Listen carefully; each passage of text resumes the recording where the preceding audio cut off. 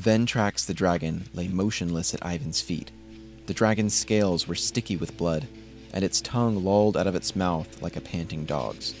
But its gold-tinted eyes were still fixed on Ivan with a burning, living hatred. Ivan swung his sword down on the base of the dragon's neck, severing it halfway through. The dragon jerked, and a puff of red flame escaped between its teeth. Ivan swung again, and this time his sword found purchase in the rocky earth below. The dragon's neck wiggled back and forth, spurted a few weak streams of steaming blood, then moved no more. Ivan stood still as the dragon at his feet, with his hand still gripped around his sword. For the last 3 days and 2 nights, all he had known had been fire and pain and tears, and now there was only silence. Ever since he was a boy, Ivan had imagined what it would be like to kill a dragon, what it would feel like to hold its head in his hands, to drag its body through every town and to hear the cheers and chants of the crowd. Ivan let go of his sword. With one hand, he gripped the dragon by the lower jaw, and with the other, he grabbed the base of its severed neck. Its scales were still scorching hot, but his hands were too numb to notice. He heaved and lifted the dragon over his head and screamed into the emptiness of the cave. If Ivan had ever experienced a moment of pure joy in his life, this was it.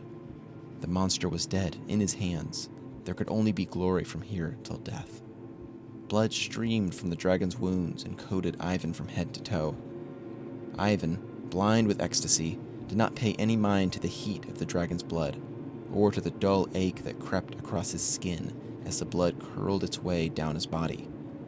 It was only when the dull ache morphed into a sharp, searing pain that Ivan took notice. He tossed the dragon's head to the side and looked at his hands. Steam rose from the blisters and boils that blossomed across his palms, then his arms, then his chest and stomach.